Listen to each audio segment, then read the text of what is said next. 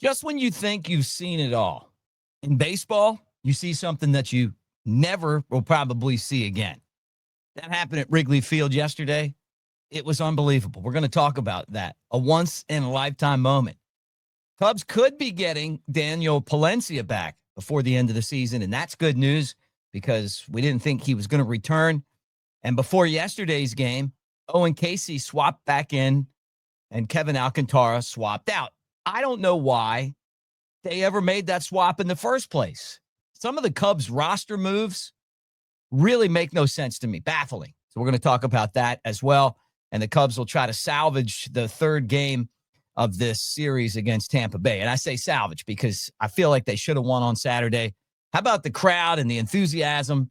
And, of course, the bullpen giving up the gopher balls, and the Cubs fall short, and a chance to knock off some of that magic number. All that right here on the Cubs Baseball channel. Thanks for being here, guys. Like, subscribe, thumbs up. Let's go. Get in the comments section. Make fun of the Cardinals.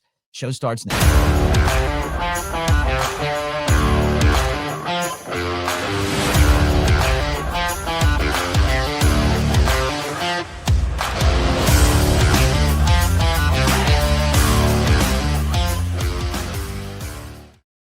What do you say, everybody? Mick Gillespie, Cubs Baseball Channel. Show's brought to you by our friends at AveD. Right there, the QR code to join Mick Nation. We've got great games. We've got fun in there. We got prizes to give away. We got swag ordered. It's actually ordered, hats and T-shirts. One like this. And you guys can win it there for free or even buy it. We're even going to have that as well. So take advantage of that as we talk about the Cubs on this show. So let's start with things. Give me things that you'll never see again at a ballpark for 500. Alex? All right, let me throw this up there from today's game. When you think you've seen it all, Anthony Rizzo, who retired as a Cub, had the special jersey with all the autographs on it. He's sitting next to Eddie Vedder in the outfield, sings the seventh inning stretch. During the game, in the left field bleachers, hanging out, Moises Ballesteros, who I've told you guys should have been in the lineup weeks ago, finally back, hits a home run. First career home run. And somehow the ball hits Rizzo on the fly in the palm of his hand. It was unbelievable. Then he didn't catch it. And it bounced into the stands behind him. And I guess the guy that he was hanging out with got the ball. It's just crazy. I mean, like, I don't know what are the odds of that happening, how that could have happened, but it was just one of those moments where you're like, did I just see this? I mean, did that really just happen? It was a disappointing loss for the Cubs because it was a game that they had the lead late, and the bullpen, every time the Cubs would get the lead, they'd blow it. And, Colin Ray wasn't particularly good. He wasn't bad. He was just Colin Ray, which is kind of middle of the road. And the Cubs, had the 3-0 lead, didn't last, got a 4-3 lead. That didn't last. They lose 5-4, right? But the home run by Ballesteros off of Rizzo's hand was pretty funny.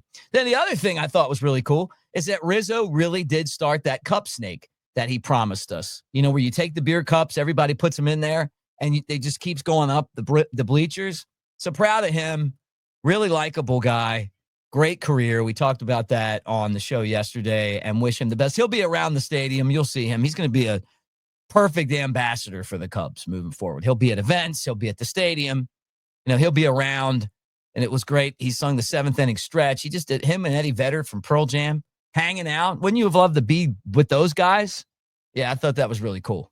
All right, so some things.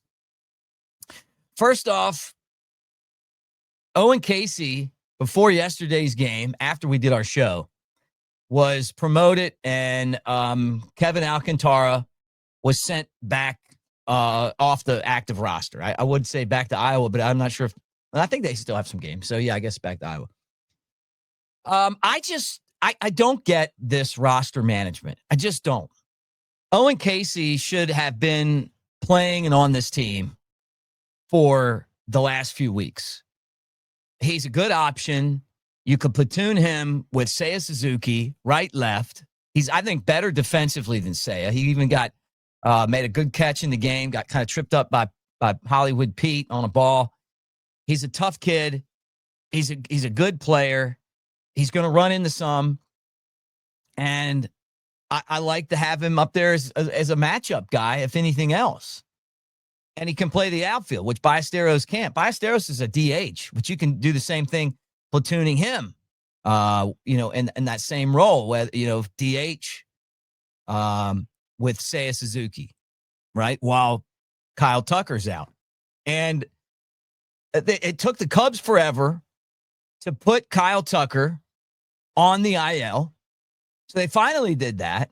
And now we're finding out that he's not returning anytime soon. Like, he's eligible to come off, but he's not going to be coming off because he's got to let his calf heal.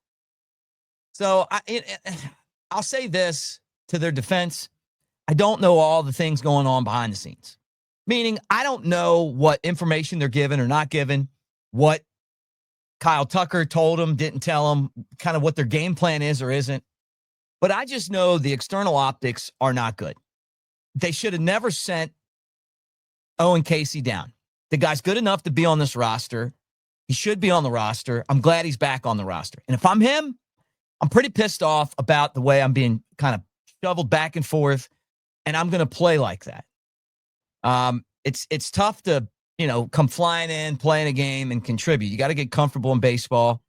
But I look for Owen Caissie to help this offense and contribute, just like Ballesteros is doing. And he's had some of the biggest hits for the Cubs in the last few games. He doesn't look like a guy that's gassed. Some of the other guys look gassed. They look tired. And it would be great to have these young guys just, be a shot of adrenaline to this lineup. So I'm looking forward to today's game. I want to see what Owen Caissie does if he's in the lineup. Obviously, Moises, Ballesteros, again, another guy that I think can help this team down the stretch. And, and what we're seeing with Cade Horton, same type of thing, is that these guys can help you if you let them. And it almost feels like the Cubs have to have their arm twisted to play these guys.